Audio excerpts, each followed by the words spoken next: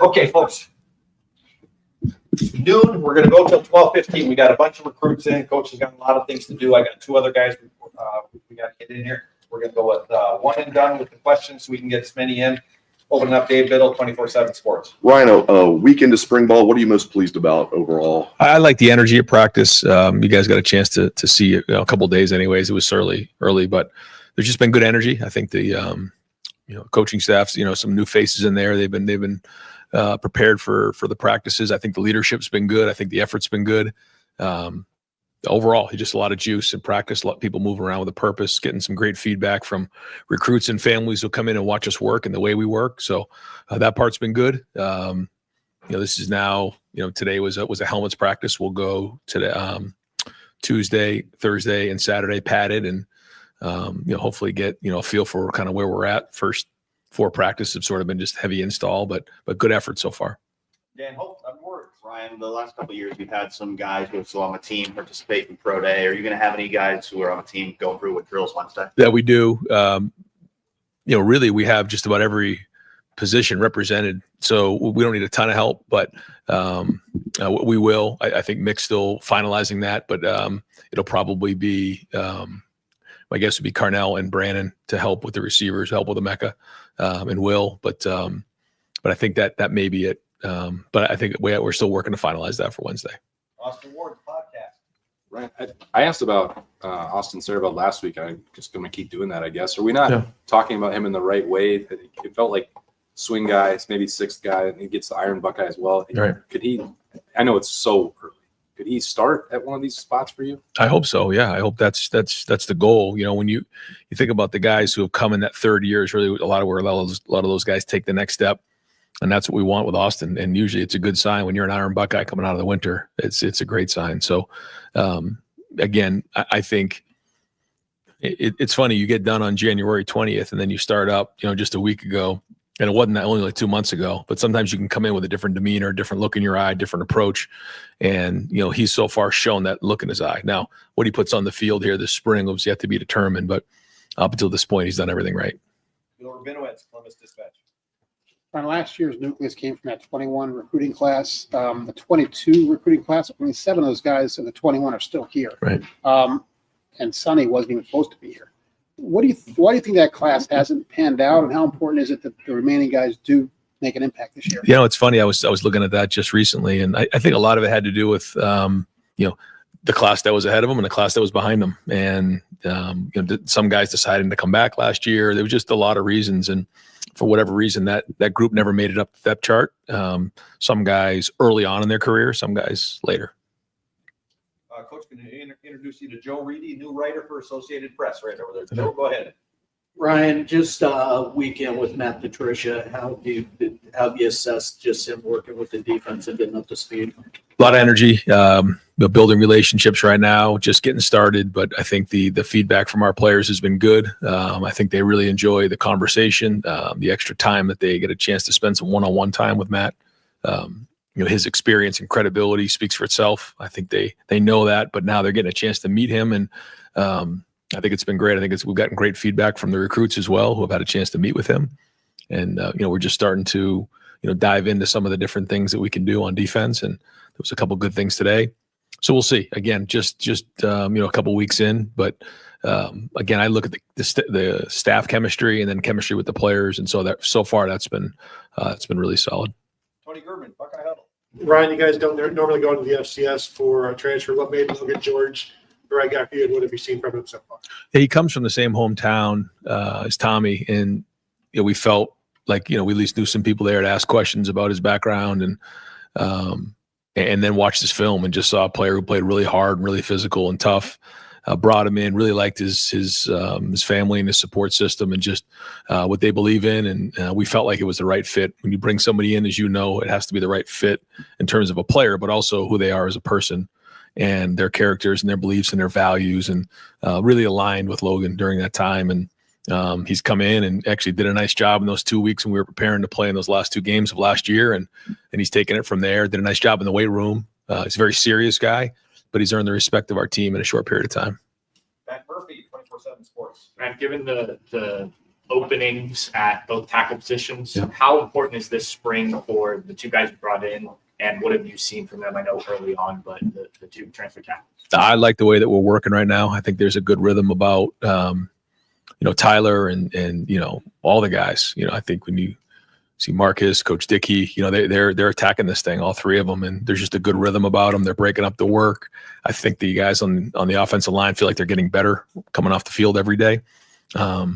And you're seeing a lot of guys swing right now, playing a couple different positions, and some of the techniques are similar. They'll start to settle themselves down, but right now those guys are just working, competing. But as we know, the tackle position will be critical as we move into the next year. Stephen Means, Cleveland.com. Just to figure that, I don't know if we figured out the details yet for the spring showcase or not, but there are other programs around the country who have been deciding not to have spring games at all. Other rule mentions because he didn't want people looking at his players and stealing them. Why is that still important for Ohio State to have, whatever it's going to look like, have something on that day for the fans to see? Yeah, I think it's good for everyone to know. Like, my plan is to have a spring game. I just think we need to save a little bit of wiggle room in case we take injuries. That's it. So we want to do this. We want to play a spring game. Now, there may be some guys that are held from the spring game, but not many. We feel like, again, we're 159 days away from playing Texas, and that day will matter to a lot of young players. So we need to get out there and compete. The format of it and how it works will probably be similar to what we've done in the past. So it'll be a great opportunity for fans and folks to see our guys and get out there and play. That part of it, to me, it is what it is. But we need to go do it. It's important that we start the season fast. And I think that first step is playing in the spring game. If we're down some linemen or down some bodies and we have to adjust, we'll figure that out from there. But, we're, I guess, just 3 weeks out here. And so we plan on playing in that spring game on April 12th. So looking to get a great crowd. And I know we got some great things planned that day. Adam King, WBNS. Coach, Brian Hartline, your relationship with him during practice now, how different was that from 2 years ago? How much has that grown? And what does his role look like right now? Well, he's got the headset on, kind of like Chip did, and he's calling the plays and talking to the quarterback. So that relationship is important. And, we talked about the other day that, there's going to be times where he's going to meet with the quarterbacks and the receivers in the room together, which is something that I think is important as the play caller, because he's got to have a connection with the quarterback. They got to be on the same page. And so, that part of it in practice is something he's getting used to, as opposed to not having the headset on, not communicating to the quarterback, just coaching his receivers. So it's been good. The first 4 days, we're just getting used to it and working out the kinks, but he certainly knows the offense well, knows how to call plays and all that. It's just, finding that rhythm of how do you do that in practice. And I think there's going to be times where maybe, we have somebody else just call it into the quarterback. They can almost literally read off the script so that he can get out there and start coaching the guys. But it's different than just calling a play like it was in the past. Now you're actually, saying it to the quarterback. And that's something that Chip did every single day, whether it was a walkthrough or it was at practice. And I think that's something we need to continue as much as we can without interfering with the teaching. Dave Holmes, WSYX. Yeah, Ryan, you lost a lot of leadership as well as talent. I'm curious, now that you're around this group, is there a different personality on all these teams, or is that maintained by the coach? What's kind of the feel of this team as opposed to last year? There's consistency, but I think, to your point, one of the challenges that I gave to the leadership group was finding their voice and personality. I think it's coming out. I think you're seeing it, which has been great. Great to see. I don't think we're there yet. I think they just need more opportunity and more time. Spencer Holbrook, Lettermen Row. Ryan Jeremiah is named an Iron Buckeye. Did you guys issue like a challenge to him after the championship games to just continue to push to get better? And what have those conversations been like with him since that first freshman team? Well, he was an Iron Buckeye as a freshman, which I think he's the first ever. And then to come back and do it again shows his discipline. And this is something that we talk a lot about. Talent is one thing. Does he have talent? You're darn right he does. But it doesn't always necessarily mean you have discipline to continue to do it over and over again. Make the right decisions on a daily basis on taking care of your body and the effort and the work and the intensity and the attitude. But you see all those things. And that, to me, what is the biggest difference or differentiator with Jeremiah? It's that. And then obviously the skill, and he controls how much discipline and skill he has in his life. And so that's something we tell our entire team to focus on. God's given you a certain amount of talent. It's the discipline and skill that you control. And that's, to me, where he, again, is special. And his work ethic sets an example for the other guys. There was a day last week where we're in special teams and he goes through and does one of the reps on special teams And it was a drill that maybe he won't do. It was actually a defensive sort of drill where he gets your hands on a guy and snags him. And so, when he's up there and that's the example for the whole team, if I'm a guy like Quincy or one of these young guys like Dez, I'm watching it saying, wait a minute, if Jeremiah's doing it, I got to do it. And that's great leadership right there. And we need that as we move forward, Jeremiah. And I think, he's done it by example, but in his own way. If you can start bringing guys with him, that's the next step for him. Jimmy Watkins, Cleveland.com. Ryan, we asked you a couple weeks ago about separating Matt's work from what Bill was doing in New England. I'm sure that's followed him for a long time now. As someone who has also worked under great coaches, I'm sure you want to emulate some of the things you do, but how do you create your own identity as a coach? I think first off, you lean on the guys that are around you. There's a lot of teamwork that goes on, and then you do what your guys do best, and you use things that either guys in a room have utilized before or things that you've seen on different staffs, and then you put them to work. And sometimes there are things that maybe you haven't even done before, but it's the right thing to do with this certain group of guys. I think that's what will be important this year on both sides of the ball, just like every year, because every year is a different group of guys. And again, that to me is one of the most important things in all of football, but in particular college football, because you have to adapt year in and year out because the guys are different. And that, based on your depth, based on the guys at certain positions, you have to predict what those things are going to look like and how they're going to play out throughout the season. This may be something that it can hold up for about 5 or 6 weeks, but once you get to the middle of the season or end of the year, it's going to dry up. All right, what's the next step, and try to think ahead. And I think that we try to do the best we can through our experiences to predict what those things are going to be, so that we have enough scheme, but not too much to overwhelm them. Joey Kaufman, Columbus Dispatch. When CBS reported on Friday that you guys, the team is scheduled to visit the White House as national champions on April 14th. The date, is that the right date? Do you have any thoughts on getting to visit? Yeah, it's an honor to be invited. We were formally invited, and it's customary. And I remember growing up and watching the national championship teams go to the White House, and I always looked at that like, man, what an honor that would be. And so it's part of the celebration of our team. And I think the Eagles are maybe going before us, but I think our date is April 14th. Yep. So looking forward to getting all that planned out. Tim May. The Tim May Show. Oh, thank you, Jerry. I wasn't kidding, by the way, but I told you in your office. But I'm just here for a while. Caleb Downs, how much license do y'all give a guy to work with other guys? I mean, he seems like he's coaching as much as he's playing sometimes anymore and stuff. But how does that fall into kind of what you want from a guy like that? Yeah, anytime that you can look at it like a coach, that's the last level of understanding. We talk about knowing what to do, how to do it, but then understanding why you do it. And you always think about when you master something, you can usually teach it, whether it's a teacher or growing up with a subject. And so when he's maybe not getting as many reps this spring, healing up, but he's doing great, by the way, with that. But he's got an opportunity to get around guys and help teach. And that not only does it keep him engaged, it also keeps the young guys engaged, shows how important that is, but also allows him to understand it at a deeper level. So I think all of that is good, and he has the capability to do that. Do you see him in his future, you think, if he wants to be? Yeah. 30 years from now. Yeah, there's not much that when Caleb doesn't put his mind to it, it's not going to happen. I mean, he's a smart guy who just really is intentional in everything he does. He's got a tremendous amount of discipline. And he's very intelligent. Bill Landis, podcast.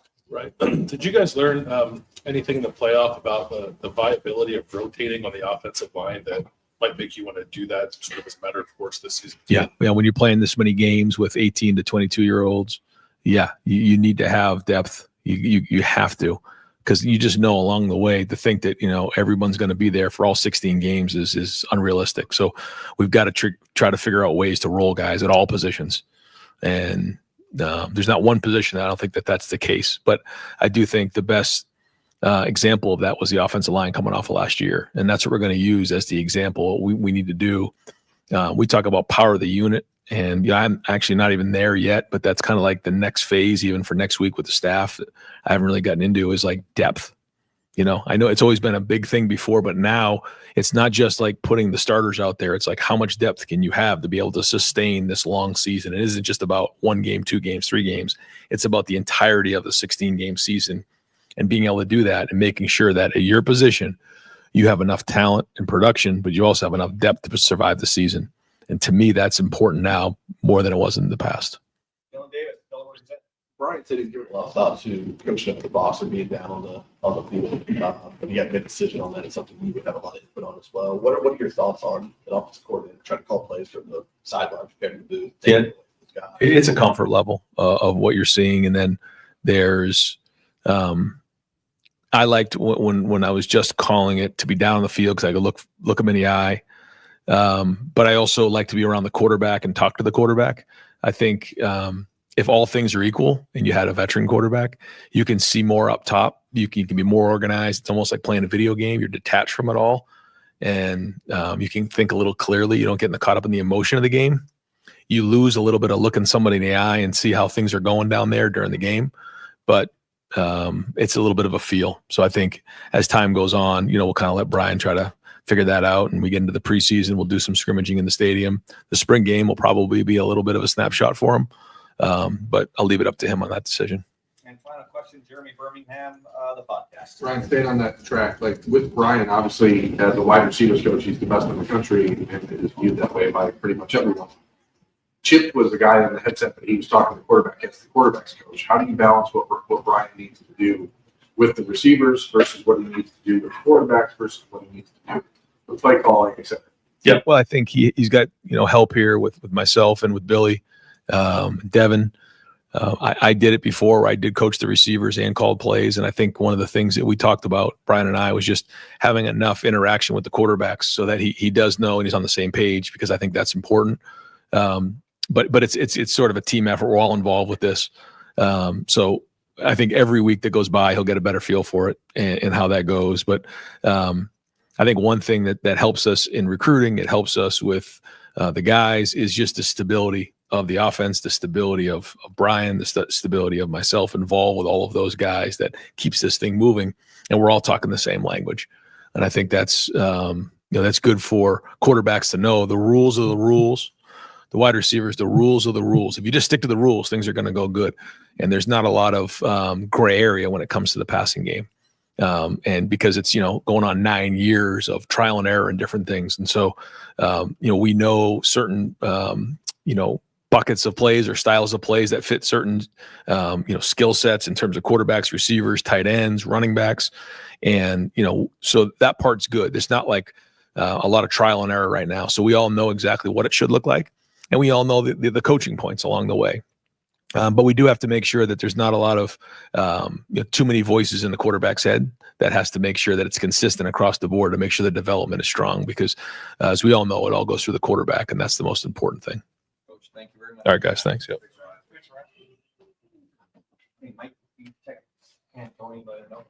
Coach Patricia. All right, folks, we're going to talk a little defense with defense coordinator Matt Patricia. Second row right, we'll open. How's everybody doing? Good. Great.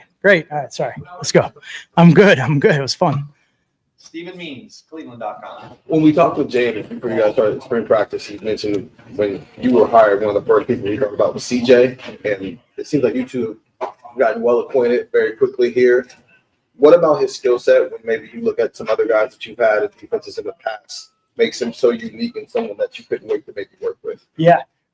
He's a tremendous guy, just the energy and the excitement, and he's always trying to please, he's really eager to learn everything. Skill set wise, he's really unique, like he can play off the ball, he can play on the ball. He does a good job of transitioning his vision. Sometimes when you go behind the line of scrimmage, you got to adjust your vision, but he does that very well. And then just, I would say, his explosive power. When you watch him obviously pass rush, and he can have some great skill pass rushing on the edge, but even in the run game, just that explosive pop that he can have. Some of the other type of like hybrid, like outside linebacker defensive ends that I've coached in the past, similar type of skill set, similar type of body frame, things like that. And that's good, because you can use them in unique ways and in different ways, and hopefully cause the offense a little bit of, confusion when you do that with those guys. So see a lot of similarities. Deep right, Jeremy Birmingham, Kings of the North. Matt, when Kerry came back from the NFL a couple of years ago, Kerry Combs, when he returned, he said the biggest adjustment that he had to make was realizing that in the offseason before he was watching 30-year-old men practice football, and now trying to evaluate his value to 14-year-olds trying to learn the game. How do you find a balance there as a guy who's watched NFL football for 25 years? How do you find it in yourself to not be too critical and like to get to the point where you actually like the recruit? How do you get to that? Yeah, I mean, it's a great question. I think you nailed it. You know, when we are at that other level, kind of, we are very critical of all of it, you know, because there's enough body of work.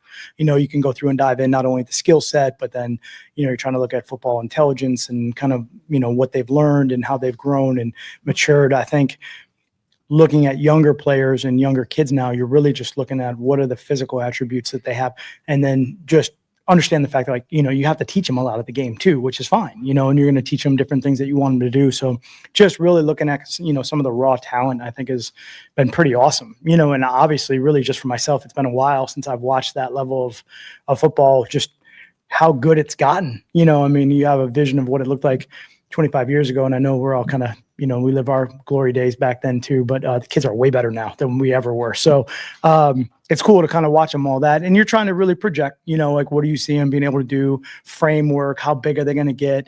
You know, sometimes they're actually going to increase their speed, their strength, their power, their explosiveness.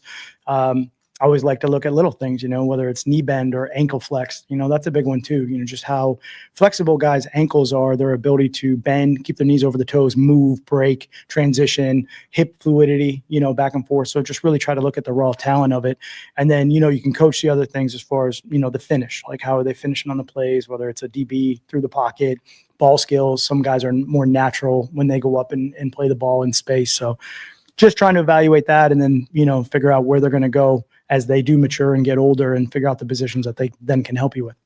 Third row left, Andy Anders, Lettermen Row. Yeah, so I'm Malik Hartford, working with the little bit of spring practice we got to watch, and just what have you seen from him and what stands out about his skill set there at the safety position? Yeah, I think he's had a great spring. I mean, really go back to the weight room. And what was great was you know, when I came in, I had an opportunity to watch him work with Coach Mick and his program and how they work. So I'm really looking at their body movement. How do they move? How are their hips? And then obviously we know, you know, position in the back end. What do we think he can do? And how do we think he would be going backwards in some situations and things like that? So I think he's done a really good job of being consistent every day, training his body. He's improved a lot. His movement has improved. His strength has improved. And, you know, he's just a student of the game. He's in here all the time studying and learning.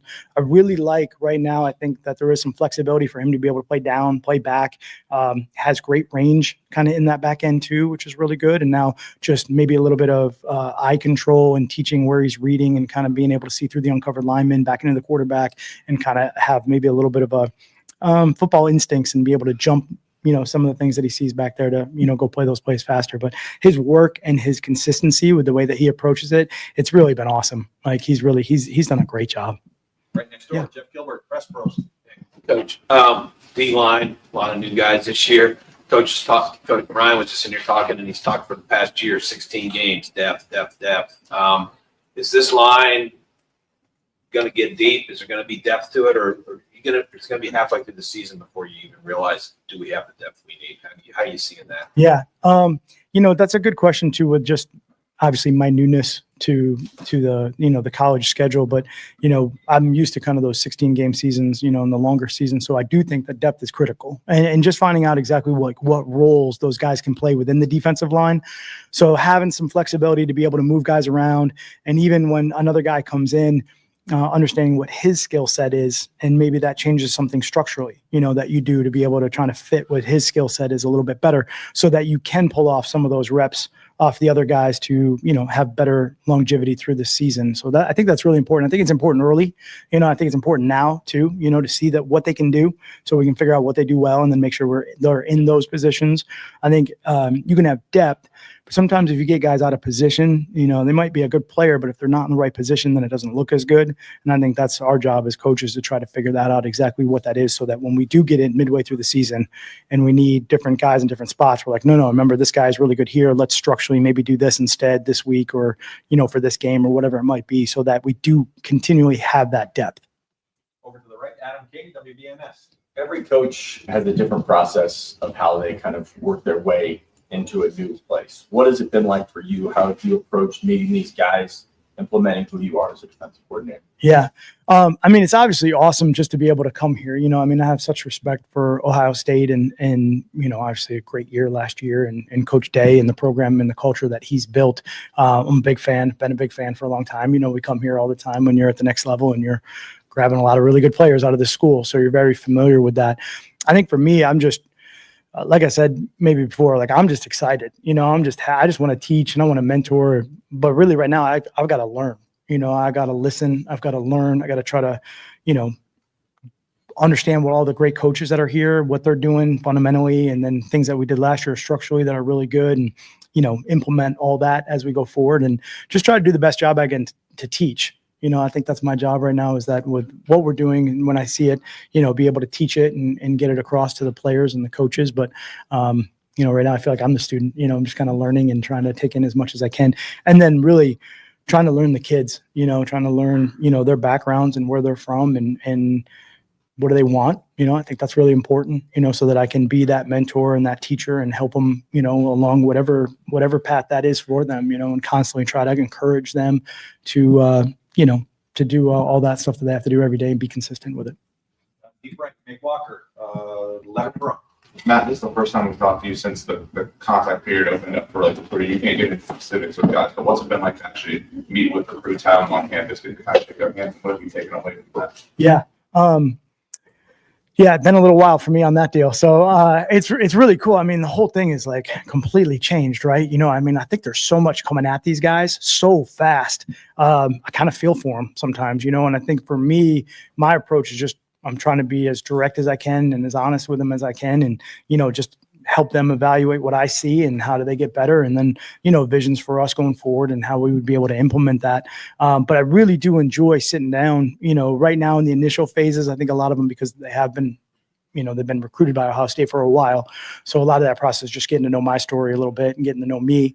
But at the same time, understanding and learning the player and learning the kid and what he's been through and what, kind of his journey a little bit is important, in the family and all of that. And it's just kind of building that relationship. I think that's the coolest part right now. And, again, like, college is great, mentoring young men, but then to, then project that into the high school level.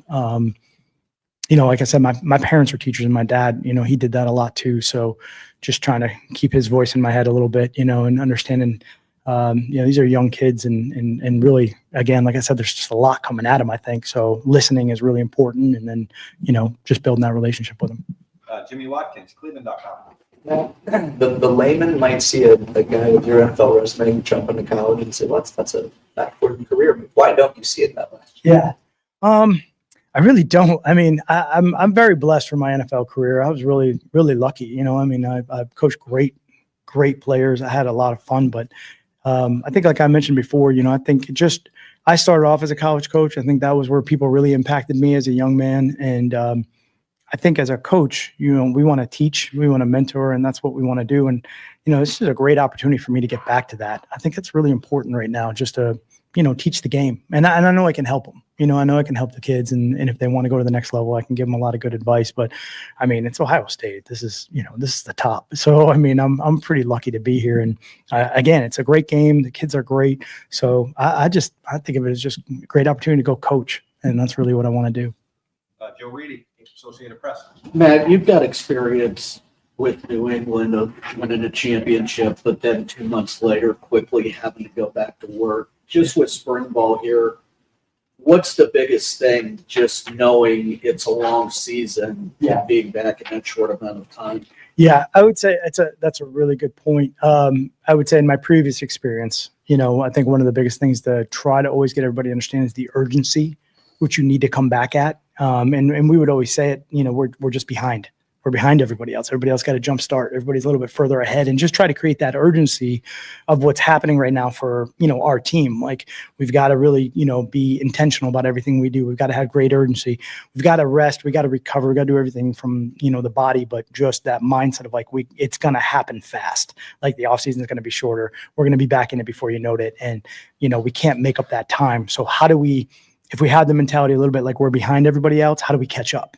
What do we do? And that's that consistency and that urgency, I think, is a big part of it. And, I always tell the guys too, when you reach the top of that mountain, and this, Ohio State's always had a big target, but like there's a huge target on who you are, and everybody now is going to spend the offseason studying every facet of what you do. So you have 6 months, that team is going to be studying you during the offseason. So even if you don't play that team till middle of the season, okay, we've got 4 days to get ready for them. They've spent 6 months getting ready for us. So that urgency has to go up to understand, we've got to catch up to where they are kind of in the reverse study.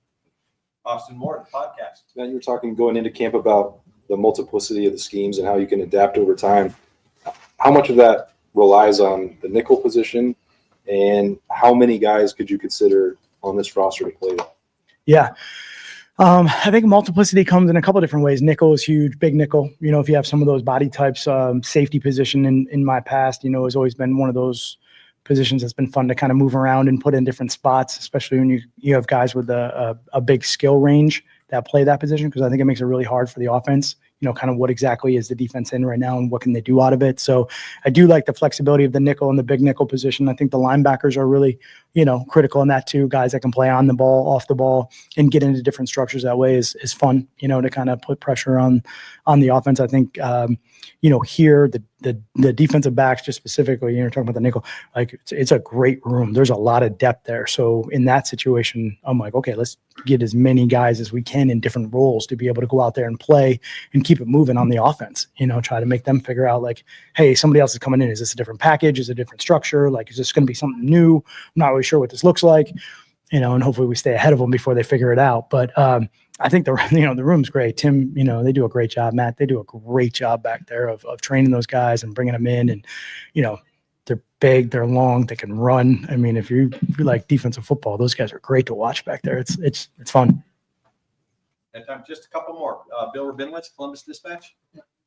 You're coming from the NFL, so your perspective is probably skewed a little bit, coaching college players, and this team lost all but 3 starters. Yeah. How much do you have a feel for how good this defense can be, and what its identity can be, or is it just too early? Yeah. Man, I would hate to just do that too early, because wasn't here last year for that. And I have great players that are obviously, headed to the next level, but we have great young men here right now. And what I can speak on is just the work ethic, the drive, the consistency to come in every day and try to get better. That's phenomenal. Like these guys are they're working their butts off right now to try to, get out there and be successful and be consistent and, keep the standard and all of that. So, the on-field performance, sometimes I got to wait right now because I didn't really see it last year until we get to the games. But as far as the work ethic and the toughness and the, the mental part of it, like it's really impressive, really impressive. Coach, thank you very much. Yeah, appreciate it. Good to see everybody. Yeah. Coach Hartline, ready, Coach? Yeah, absolutely.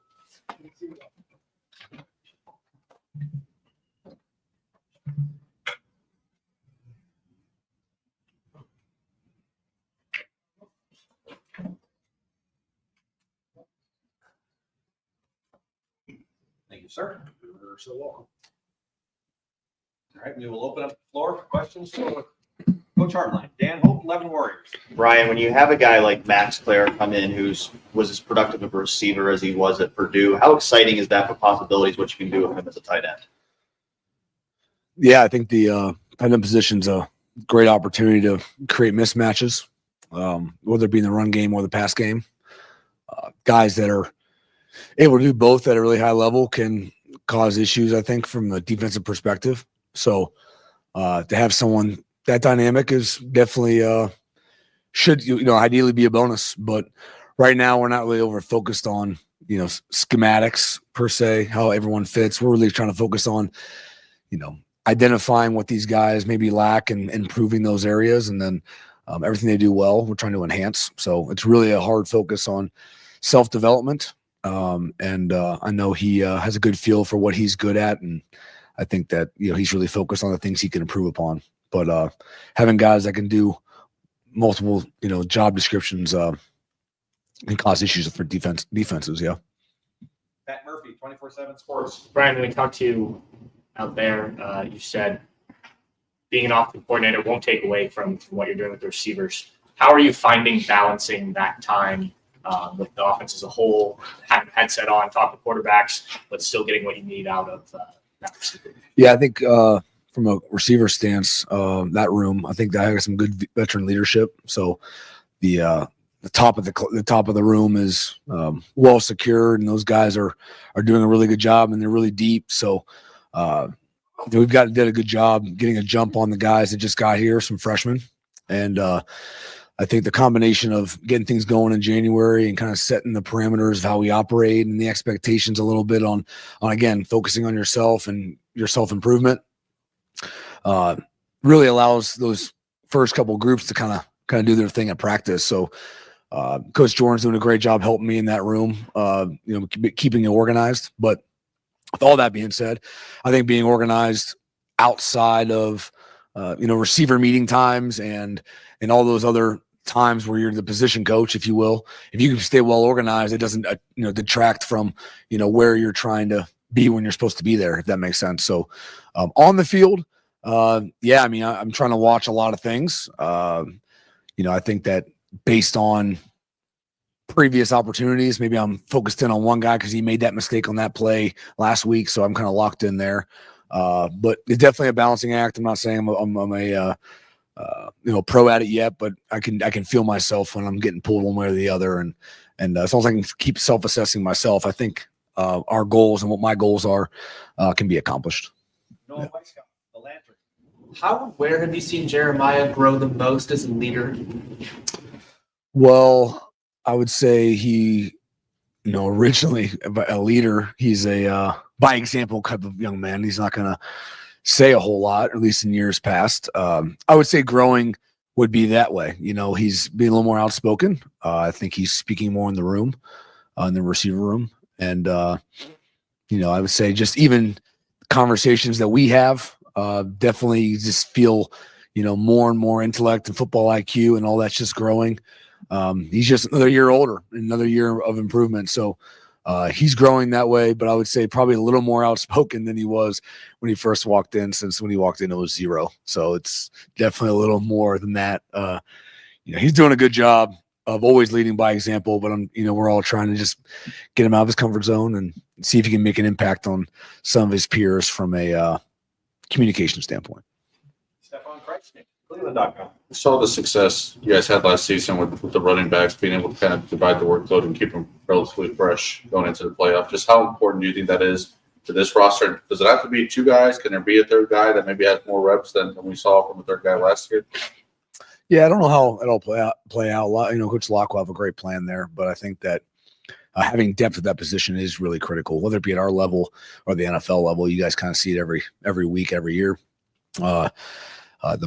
It's a longer season. It's more like the NFL, frankly, from a snap count, game plan, games, opportunities. So to have depth, it's really important to keep guys healthy. And then if you do have an injury, you have guys that can step in and still carry that workload. I know we feel really good about the guys we have here, and we'll have some younger guys, that need to continue to grow and provide, that depth over time. But I think having multiple guys in that room do multiple things is always important. That's just good football. And those guys were elite at it last year, and it's our job and it's their job and that room's job to fill that void. That happens here at Ohio State every year, but that's part of the spring, frankly. And that's one of the positions probably where guys are learning, growing, and developing through that room. They're off to a good start for spring, but it's very important. Yes. Tony Girdman, Buckeye Hollow. Brian, you move Jeremiah and Carnell into the slot whenever you need. What does that do for Brandon? Like, how does that impact him? What do you need to see from him when that happens? Well, I don't think anything with anyone else has any relationship to Brandon. I think Brandon and Bryson are doing a great job playing the slot. And I think that they just want to keep growing from an experience standpoint. You can't be put in enough situations that mimic a game-like environment. So trying to find ways to do that so they feel like they're getting more and more game reps. But, that's kind of their primary spot. But everybody has kind of a secondary spot, right? At the end of the day, like we've done here at Ohio State, receiver-wise, best players play. And, when guys go down, I don't care, where you primarily are playing, but if we have an outside guy go down, like you better be able to go out there and play some football. So, those guys know that, they believe in that, and they're on their own path. On the inside, the Carnell and Jeremiah's paths have nothing to do with BI and Bryson's. Jeff Gilbert, Press Pros. Brian. Yes, sir. Brian talked a lot about the 16 games, and you mentioned it today, and planning for that. Going back even a year when that became a reality, how have you seen Ryan just take that and manage that and make that part of everything you guys do in preparation? How did he do that well? Yeah, I mean, you're always kind of looking around the corner for what could happen. You always got to operate that it would happen or could happen. So you're operating in the now, but you have to have perspective of the wear and tear of these guys' bodies. I think that's probably why Coach Day's best head coach in America. I mean, be able to have perspective on the now, but then also what's coming around the corner and what could happen, and having a good plan for it. So, frankly, how well he managed it and how he did it's probably more for him. But we felt really good. I mean, with the ability to early on identify, hey, it's going to be a longer season. We need to get guys other carries. Hey, we need to get, other guys reps, whether it be in low line or receiver room or running backs, especially, we had that perspective. He had that perspective, and came to fruition. I think that there's no guarantees, right, in sports. I mean, you just try to do the best you can on increasing your odds of being in the right situation at the right time. And when you do that, it all kind of comes together. We wouldn't have changed how we did early on to get to where we were if it didn't work out the way it did. But Coach had great perspective on the longevity of it all, and kept us on track, 3 quarters through the season. So it ended up paying off in the end. Bill Benowitz, Columbus Dispatch. I think this might have been the first time Ryan was not asked a quarterback question. So I'll ask you, what are your impressions of the 3 guys? What has stood out to you about each of those guys? What has stood out to me? I would say that the first thing, again, just if I can try to, sever off previous years just right now and allow these guys to be the best version of themselves without, being judged by years past. I would say right now, I'm impressed with the way they have grown even day to day. Like we've already seen improvements from day one. Nowhere near where we want to be, but they're doing a great job spending extra time on their own, being prepared for practice. The way that our schedule went long last year, and now we kind of got spring not jammed up, but just, it's a little more in a shorter period of time, right? So we want the same amount of work. So these guys, there's a lot of demand on the weekends of, being prepared and spending extra time. And I felt that. I felt them more prepared. I felt them improve on the field. I think the communication pre-snap has improved. Execution post-snap has improved. And we are pushing installs now. So they're doing a good job handling that. I think there's been improvement from a command standpoint. Everything is new for Tavian. Doesn't matter, how early you come in January or not. The speed at which the game plays is just, you can't replicate. So he's learning, and that's probably the biggest thing that's jumped out at me is that they're working to try to control the controllables.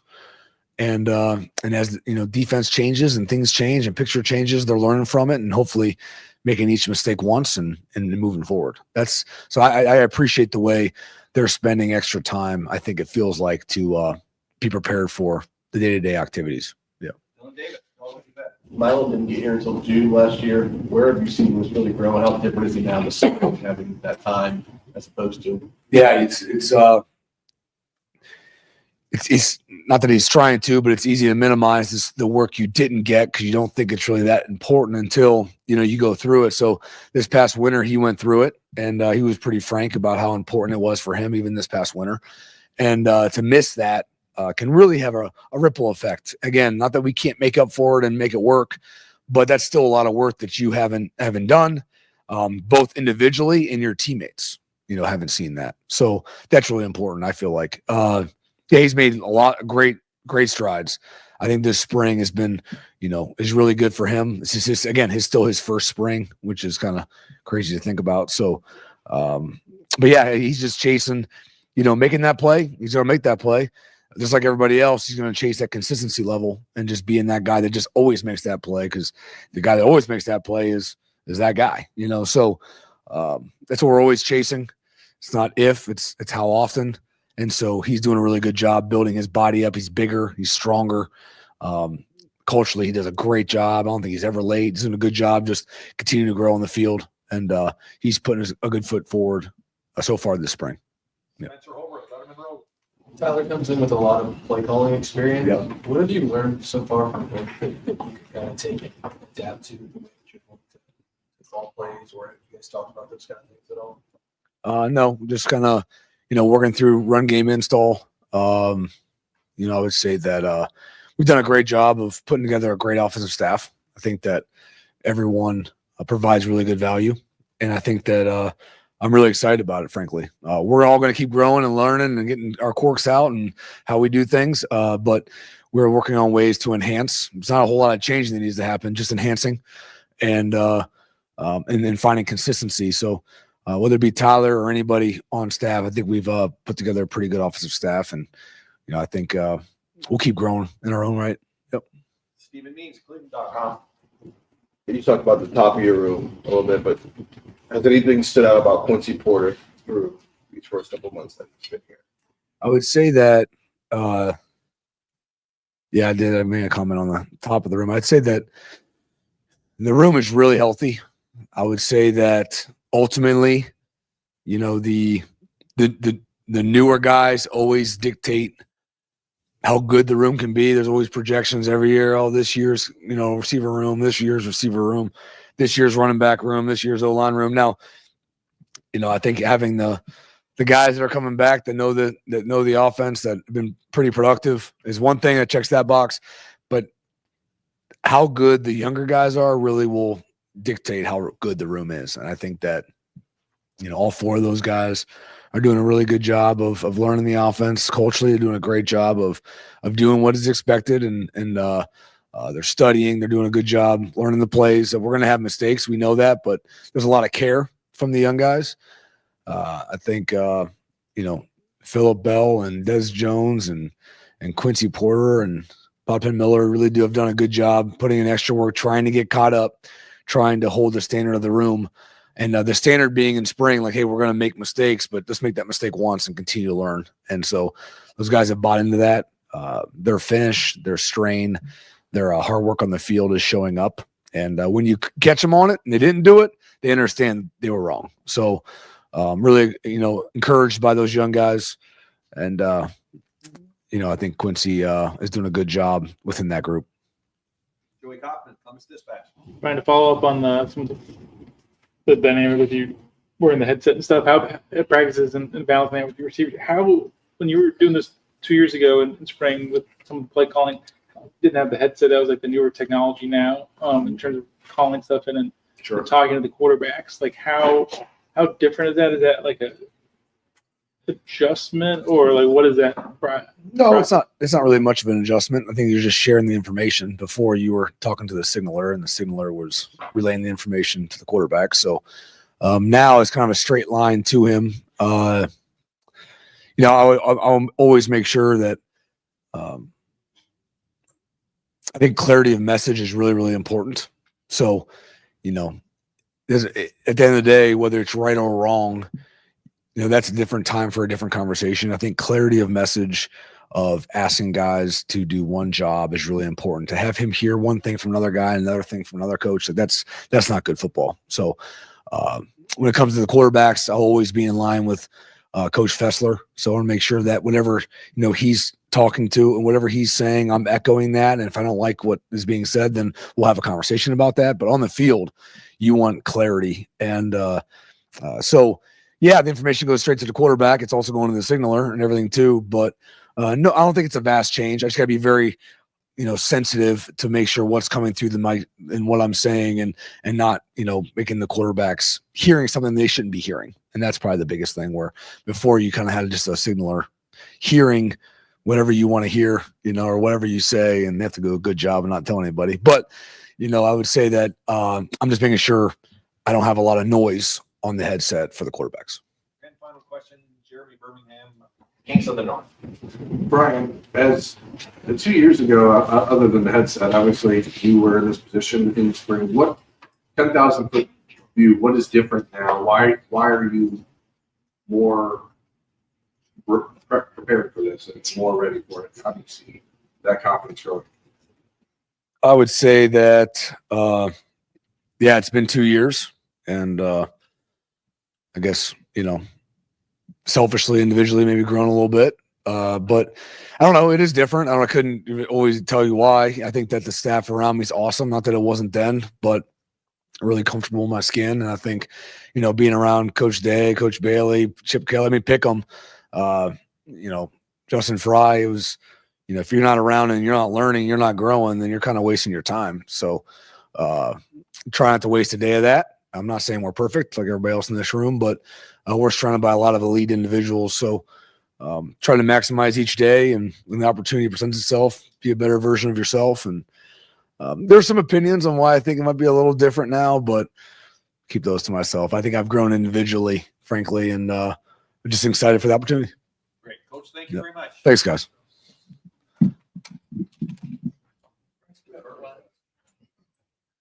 All right, folks, I think they're using this.